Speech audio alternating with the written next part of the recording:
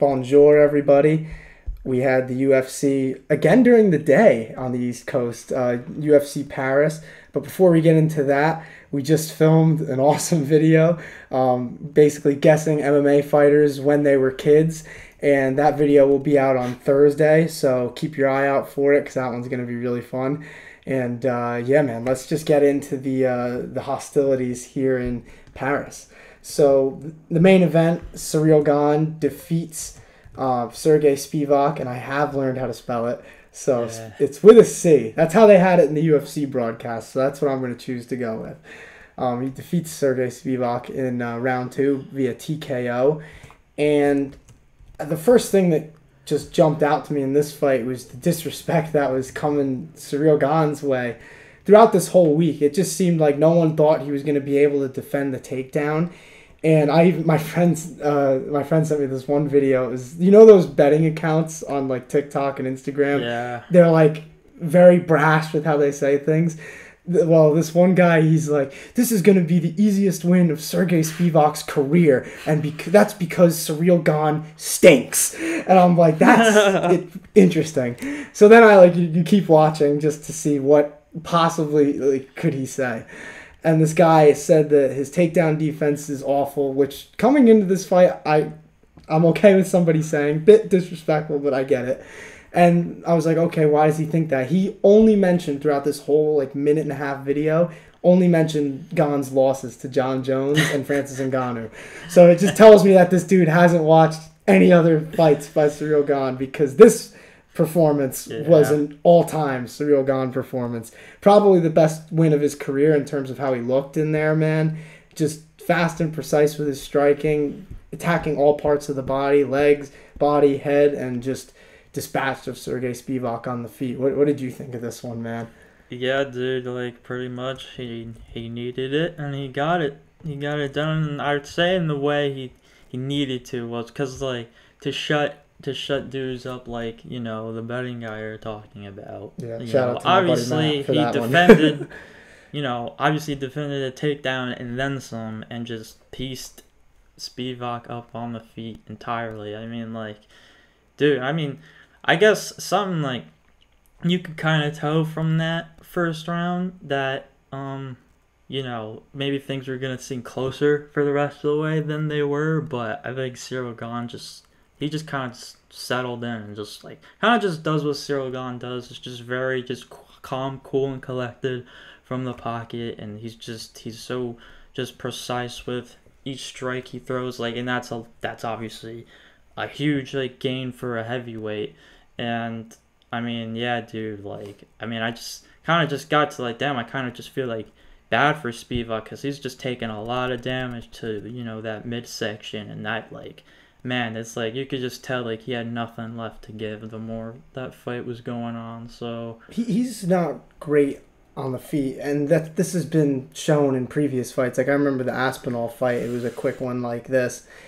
I think against these crafty technical strikers, if you can't get him to the ground, it's not even close. And you mentioned the takedown defense, and I did when I was talking about that video. I think that the biggest improvement for Gane in this fight might have been his takedown defense, because it looked good, and Spivac got deep on a couple of takedowns, and Gane sprawled, did all the right things, and he stayed on the feet, which is ultimately where he needed this fight to be. And he got the finish on the feet. And I'm always impressed with how he finishes fights, because a lot of guys, they get crazy. He's so composed with it. He'll still stay disciplined, attack the body, attack the legs, to drop the hands. And he was throwing hammer fists on the feet. You don't usually see that because, you can't hit to the top of the head. But he was, hitting them with hammer fists to the temple. I've never seen that. And Spivac, and, Mark Goddard was over there. He's like, fight back, you got to get out of there. I'm like, I don't think he's getting out of that, man. And thankfully they stopped it pretty quick, because it just looked like Spivac was going to be taking so much more damage. But for Ciryl Gane, man, what a statement win that he really, really needed. Mm-hmm. And I think the biggest conversation with this fight, afterwards, is where does this put him in the title picture? Because he's had 2 shots before, but I'd still say he's in that upper echelon. What do you think about that? Oh, I would say he has to be. I think now we kind of have a sense of where the next fight obviously is going to be, even before John Jones and Stipe fight each other. So with Tom Aspinall and Cyril Gane now, and it's like, yeah, I think it's just the fight to make, the fight that makes sense, and both the guys want it. So like, there we pretty much go, and then yeah, and then obviously we'll get Jones and Stipe beforehand, and then we're gonna see if we have a new champ then. But yeah. And I'm curious if John. Well, I don't think he fights Gane again, but I'd be curious if Aspinall or Pavlovich get into the title picture, if he fights either of them, or if he does just go off into the sunset. That's the thing with John Jones lately. You don't know Exactly. if he's going to be having this long heavyweight title reign, or if it's Stipe and that might be it. So it's definitely in limbo. It could very well be, I think. I think Gane probably wants John to go into the sunset, whether that means a win or a loss, just so he could have an easier path to get back to the title. Because I think as long as John is champion, the odds of Cyril Gane getting another title shot are pretty low. I think he's going to have to beat a lot of good guys to get there, including a Tom Aspinall, which is the fight I want to see. So I do agree with that. But let's get into the co-main a little bit, because that fight, I think, was just as important in its own division. Manon Fiorot defeats Rose Namajunas in Rose's flyweight debut. It was a dominant, unanimous decision, just insane on the feet, honestly. Rose had a good forward pressure, but it just didn't seem like her shots were landing with any actual power behind them. And Manon Fiorot just looked like the bigger girl in there, honestly. The shots were more powerful. It seemed like every time she hit Rose was kind of stopped in her tracks. And I know Rose had the injury too in the first round. I don't know if you saw her finger, but yeah. And hats off to her, dude, just for fighting like that, because that's got to be tough. But I don't think that was the key reason why she lost this fight. It looked like she couldn't get Manon to the ground. She just wasn't. I guess it's just not strong enough. And on the feet, like I said, she just wasn't really landing with a lot of power behind the punches. So I don't know what you think of Rose's future at 125, but I honestly don't think there really should be one. Yeah, I mean, just a good test for the both of them. But I think, now that it's done and it went the way it did, we have a lot of, it's pretty, clear to see kind of where things are going to go for the both of them now. And it probably starts with Rose moving down, like you said. I hope so. If she can't take Manon down, and I get that Manon is a good fighter, I don't know. I think there's bigger flyweights than that too, and it's just going to be tough if Rose stays up there, because if I just imagine her versus, well, I don't think she'd fight Valentina, to be honest, because I know they've trained together and stuff, but who knows. I don't know. I would like to see Rose go back down, if she even fights at all. I'm not saying that she doesn't have anything left, but I wouldn't be mad if she walked away, just because I don't know what else there is for her to do. If you like fighting, you like fighting, but it just seems like there's no place. And if she does stay around, then it's I feel like you kind of have to give her that big fight anyways. So. It has to be at 115, though. Where do we want to see Zhang again? I don't think that there's an appetite for that, at least obviously not off this fight. Yeah. Did you notice too, Trevor Whitman wasn't in her corner? Apparently, I don't know if this is true. It just seems like rumors on all sides that she might have left that camp, which, if true, I think is a huge mistake. But, and it showed in this fight with him not being in the corner. She just doesn't seem the same anymore in there. I don't know if you agree.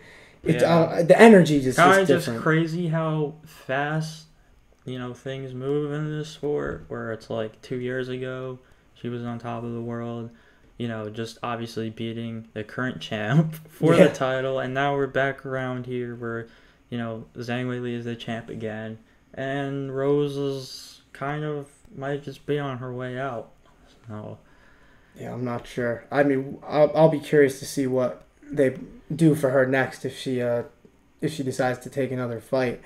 It's so weird because she's almost like John Jones in that sense, just because or is there really a reason to keep fighting on other contenders when you've already proved who you are?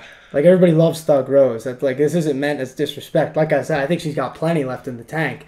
It's just a matter of, are we fighting for the title soon? And if she's not fighting for the title soon, is fighting all these contenders something that she's interested in? Because I think that that's probably the next thing that needs to happen. But, you know, not to overlook Manon Fiorot, who just got the biggest win of her career against a former champion, and now she's right into the title picture. And there's a few different ways that this one could go, so I'll leave it to you first. Do you think that she's earned a title shot, or do you think that there should be something before? Yeah, I think she definitely has. And like I said before, like it was a big test for the both of them. And you see Manon Fiorot's kind of just been, I don't even really call, I don't even know if I should call her underrated, if that's like just, now that after she just beat Rose Namajunas, like if that's just like a real easy thing to say now. But I feel like this is someone we've been paying attention to for like a while now, and now she's found herself in the title picture, and she looks like the best she's ever looked. So I mean, it just makes all the sense in the world. I don't see why you would waste this form that she's in right now. So I'm glad you feel it, because honestly, I wasn't sure if you would, because I know a lot of people want to see her versus Erin Blanchfield, but. And all due respect to Erin, because obviously me and you are huge fans of her, but that win that Manon just had, in my opinion, that was impressive. Mm-hmm. And I think that when you're off an impressive win like that, I don't know if you need a number one contender fight with somebody who's a big risk like that. Like, I could definitely understand the UFC giving her a title shot straight off that. But if they do decide to give her the Blanchfield fight, not opposed to that either. I wouldn't mind seeing that over 5 rounds, personally. But I wouldn't be mad at a title shot either. So the rest of this card was pretty fun. Nothing like that I'm really just is worth talking about too much. But the Paris crowd was pretty cool. I did like that. They were loud throughout the whole card. And their people won, so... Yeah, exactly. That's what they want. The UFC I'm talking about, when they book these cards with all these French fighters. They're hoping that a bulk of them end up winning, and then the crowd just goes crazy. And co-main and main event, the 2 French fighters won, so that's fun. Mm-hmm. But a little other news in the MMA world. There was a big purchase, well, not a purchase, investment. And it involved the PFL and an entity called SRJ Sports, which is basically like a company funded by the Kingdom of Saudi Arabia, like to enhance their sports in that country. I could have said that in a smarter way, but that's basically what it is. Like, they're trying to increase the value of like just the sports landscape overall in the Middle East and in Saudi Arabia, I guess specifically. And they invested $100 million in the PFL, which is obviously a lot of money. And off this, there's a lot of rumors. I did see one rumor. I have no idea if this is true, because I haven't seen like enough concrete sources to say that this is something, but just the rumblings. The PFL could acquire Bellator for like $500 million with this help. Wow. Might happen, might not. Just something to look at. But just to talk about the things that we do know, $100 million from them, like I said, this should be able to help them pay fighters even more. And then they also are going to be starting a whole like Middle Eastern kind of branch of the PFL, and they're going to try and have more fights over there. Obviously, we already have Francis Ngannou versus Tyson Fury happening in Saudi Arabia. So before I kind of like open it up to you, the last thing I was going to really mention was the moral conversation that comes with it. And like, not that I'm really interested in having it, because that's, I think, for people way smarter than us, because there's issues there that I think MMA fans don't need to hear about. But it's worth noting, just because in other sports around the world, LIV Golf, that was a Saudi-funded thing, and the reaction to that, obviously, from the mainstream media wasn't very nice, and a lot of people got slammed for that. And I think that could be a reason why the PFL keeps calling it SRJ and not just Saudi, because there's criticism that comes with that, whether you agree with it or not. And yeah, man. So it's just I think that this is an interesting piece of news that really kind of flew under the radar with UFC Paris, and obviously the pay-per-view for the UFC coming next week. But What do you think of this deal for the PFL and what it could do for them possibly? Well, so I mean, because the Bellator part of this is another thing, because then you're bringing that entire, obviously, America-based promotion, now funded by the quote unquote SRJ, and I shouldn't say quote, because I kind of like messed up saying that. Like, it is like, it's a company. Like, I'm not trying to say it's shady, but like the way that they keep talking about it, it's like noticeable that like they keep calling it that, and they're not acknowledging the fact that it's from like the Kingdom of Saudi Arabia, and like they've had history of like people having problems with the human rights stuff over there. And like I said, I don't even want to get into all that because it's not our place, it's not our show. But yeah, it brings this really, I guess, interesting, this dynamic where now we might, here in like, I guess, really any other country, like some of the biggest fights in like this history of the sport, like obviously starting with Tyson Fury and Francis Ngannou, for instance, they won't ever be held in anywhere else other than Saudi Arabia. And that's not a bad thing. Like, a lot of boxing events over the years have happened over there, and they have gone extremely well. It's just like, some people feel a certain way about it, which, it's up to the person, I guess. But in terms of the grand scale of the events, I agree with you. I think that these could be some of the bigger fights that we've seen in MMA. I think Ngannou Fury is a huge fight. And I know Dana White doesn't want to probably admit that it's a huge fight, but there's going to be a lot of eyeballs on that one, I think. There's just two huge superstars that transcend their sports. And I think when they come together in the ring, that's going to be a fun one. And that's huge for the PFL. That's just how it works, pretty much.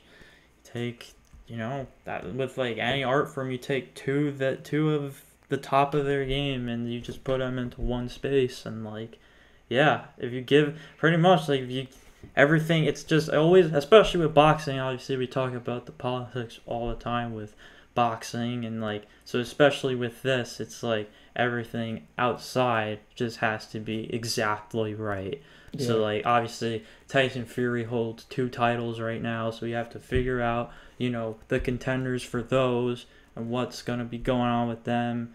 And then obviously Tyson Fury is made, and starting with Francis Ngannou, who is just looking for a contract entirely.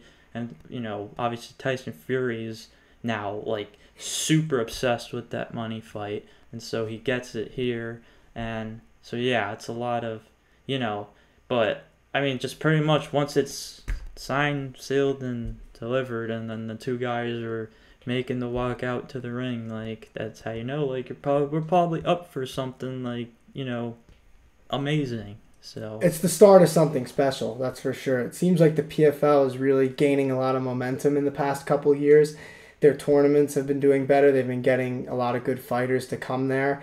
Now with this huge investment, rumors of Bellator being acquired possibly, which is even bigger game changer, that's for sure.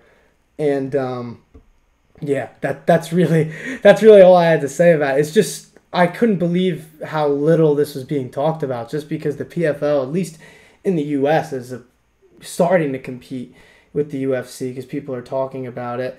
And, the UFC is reigning supreme right now, but if you're starting with Ngannou versus Fury and you still have Jake Paul and all these other big names that could possibly come over, and there's still that conversation with Nate Diaz, as we talked about back when that fight happened with Jake, it's a good sign. The PFL does have a lot of things going for it right now, and I'm very curious to see what happens as we continue further. We're recording this on September 4th. I'd be curious to see where we are September 4th, 2024. I'm very intrigued, honestly, and we'll see if there's a conversation to be had. But until then, this weekend we do have a huge pay-per-view, UFC 293, Strickland versus Adesanya versus Strickland, I should say, because the champion. This is going to be a big one, and I think that the card around it is so-so, but it's obviously catered more to the Aussie crowd. There's a lot of fighters from there on it. Yeah. And I think that, the main card should be pretty fun. Prelims could probably give us some fun fights too. So either way, we'll be back next week talking about it on the next big THH pod. So we'll see you all then.